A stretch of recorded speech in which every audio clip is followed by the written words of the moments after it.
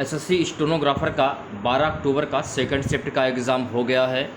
12 October second shift में पूछे गए बिल्कुल रियल प्रश्न देखेंगे, तो वीडियो काफ़ी इंपॉर्टेंट है आप लोगों के लिए, तो इस वीडियो को पूरा ज़रूर देखिए।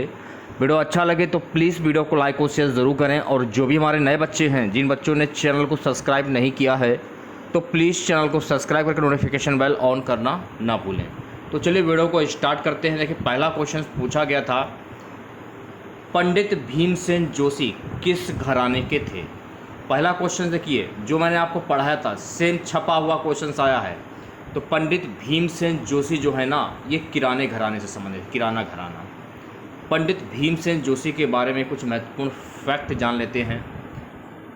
वह हिंदुस्तानी शास्त्रीय का एक रूप ख्याल को पूर्ण करने के लिए प्रसिद्ध थे। वह वर्ष 1972 में पद्मश्री से सम्मानित किए गए थे, ये आपको ध्यान रखना है।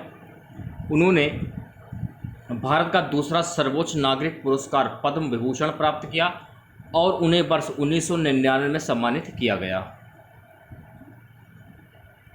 उन्होंने 1985 की फिल्म अनकही में अपने गायन के लिए सर्वश्रेष्ठ पुरुष पार्श्व गायक का राष्ट्रीय फिल्म पुरस्कार जीता। 1985 में उन्हें इस प्रतिष्ठित पुरस्कार से सम्मानित किया गया था, ये भी आपको ध्यान में रखना है। नेक्स्ट क्वेश्चन देखिए, पूछा गया था, गोदावरी नदी किन किन राज्यों से निकलती है।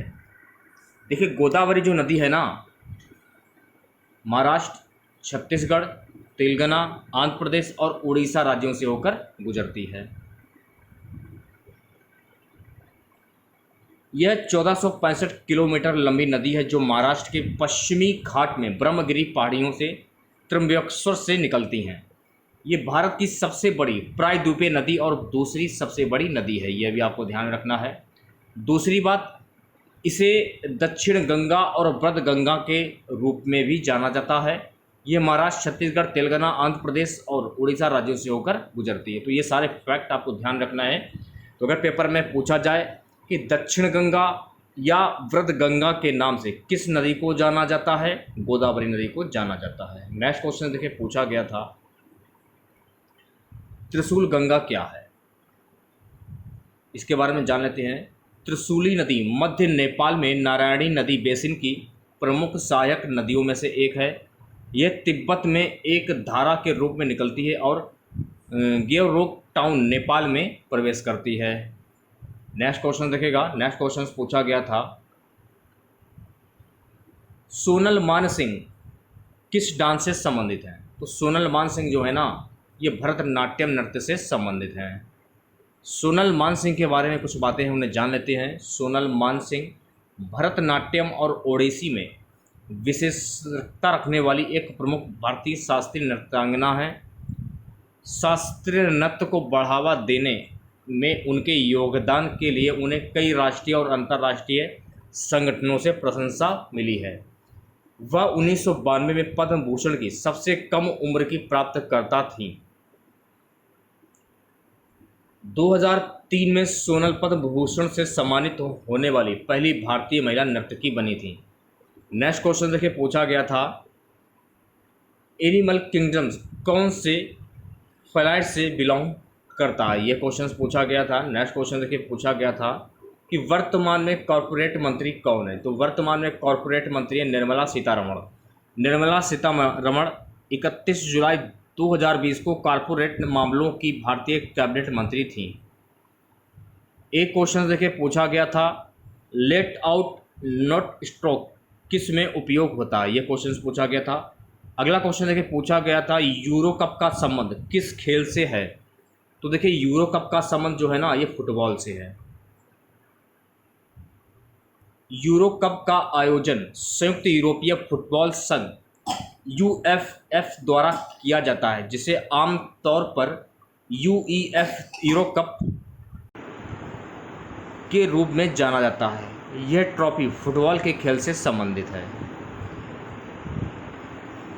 UEF यूरो कप की शुरुआत वर्ष 1958 में हुई थी। अगर पेपर में पूछा जाए कि यूरो कप की शुरुआत कब हुई थी, 1958 में।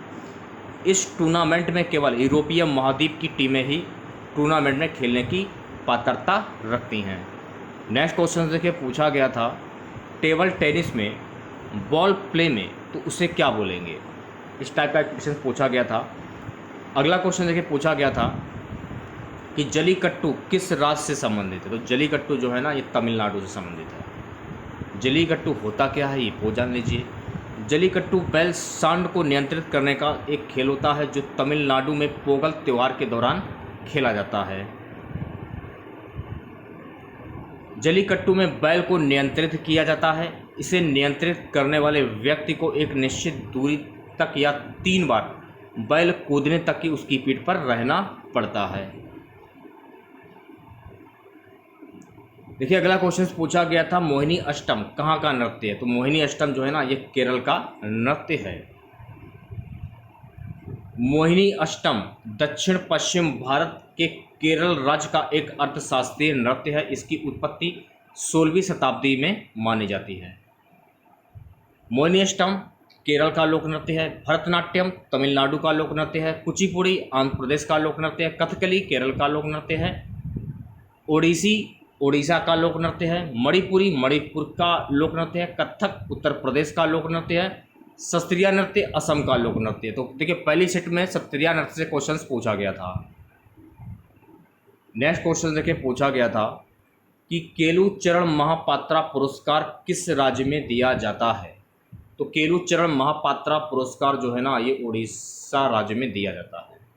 केलुचरण महापात्रा एक महान भारतीय शास्त्रीय नर्तक गुरु और ओडिसी नृत्य के प्रतिपादक थे जिन्हें 20वीं शताब्दी में इस शास्त्रीय नृत्य रूप के पुनरुद्धार और लोकप्रियता का श्रेय दिया जाता है। वह ओडिशा से पद्म विभूषण प्राप्त करने वाले पहले व्यक्ति हैं। उनका जन्म 8 जनवरी 1926 को हुआ और 7 अप्रैल 2004 को भुवनेश्वर में उनकी मृत्यु हो गई। अगला क्वेश्चन देखिए पूछा गया था प्रथम विश्व युद्ध एवं द्वितीय विश्व युद्ध में कौन से ओलंपिक नहीं हुए थे। 1916, 1940 और 1944 को द्वितीय विश्व युद्ध में ओलंपिक नहीं हुए थे। तब से यह खेल हर 4 साल पर आयोजित किया जाता है, लेकिन प्रथम विश्व युद्ध और द्वितीय विश्व युद्ध के कारण ओलंपिक खेल 1916, 1940 और 1944 में आयोजित नहीं हो सके थे। अगला क्वेश्चन देखिए पूछा गया था भारत के पहले रक्षा मंत्री कौन थे। तो भारत के पहले रक्षा मंत्री थे बलदेव सिंह। बात करें बलदेव सिंह की तो बलदेव सिंह 1902 से 1961 स्वतंत्रता के बाद भारत के पहले रक्षा मंत्री थे। 15/8/1947 से 13/5/1952 तक भारत के रक्षा मंत्री रहे। उनका जन्म 11 जुलाई 1902 को पंजाब के रोपड़ जिले के डुमना गांव में एक सिख परिवार में हुआ था। वह एक उद्योगपति और राजनीतिक भी थे। 1961 में उनकी मृत्यु हो गई। उप प्रधानमंत्री सरदार वल्लभ भाई पटेल, श्रम मंत्री जगजीवन राम, गृह एवं राज्य मंत्री सी राजगोपालाचारी। ड्यूटी का एटोनिम्स पूछा गया था। एक क्वेश्चन देखिए रीजनिंग से था 48, 200, 540। यहाँ पर कौन सी संख्या आएगी, आगे 2240।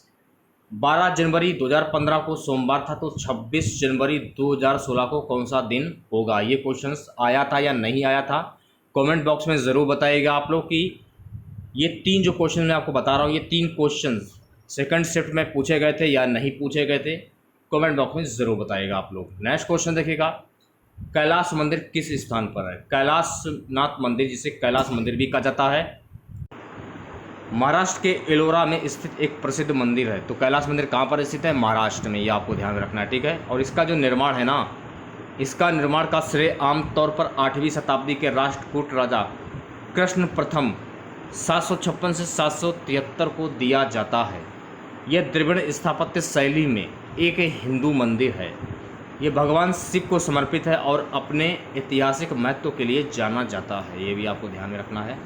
त्रिशूल गंगा किसकी जलधारा, ये क्वेश्चन देखिए पूछा गया था। अंडर वाटर मेट्रो किस राज्य का प्रोजेक्ट है, कोलकाता का। कोलकाता की प्रतिष्ठित हुगली नदी से गुजरने वाली भारत की पहली अंडर वाटर मेट्रो ट्रेन 2022 मार्च में सेवा शुरू करेगी। 16 किलोमीटर लंबी कोलकाता मेट्रो परियोजना सॉल्ट सेक्टर 5 को हावड़ा मेल से जोड़ेगी। एक क्वेश्चन पूछा गया था अस्किन किस नदी का पुराना नाम है। ऋग्वैदिक काल में चेनाब को अस्कनी के नाम से जाना जाता था। इस नदी को पारंपरिक रूप से चंद्रभागा नदी के नाम से जाना जाता है। तो अस्कनी किस नदी को कहा जाता है? चेनाब नदी को। ये आपको ध्यान रखना है, ठीक है।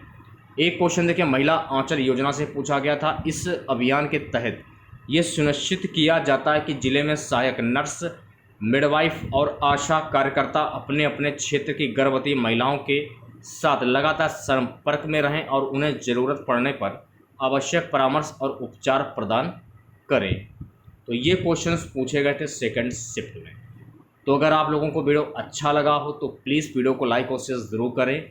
और जो भी हमारे नए बच्चे हैं, जिन बच्चों ने चैनल को सब्सक्राइब नहीं किया है, तो सभी बच्चों से अनुरोध है कि चैनल को ज़रूर सब्सक्राइब करें। अगर आप एसएससी की किसी भी परीक्षा की तैयारी कर रहे हैं, चैनल को ज़रूर सब्सक्राइब करें और नोटिफिकेशन बेल ऑन करना ना भूलें। मिलते हैं नेक्स्ट वीडियो के साथ। जय हिंद, जय भारत।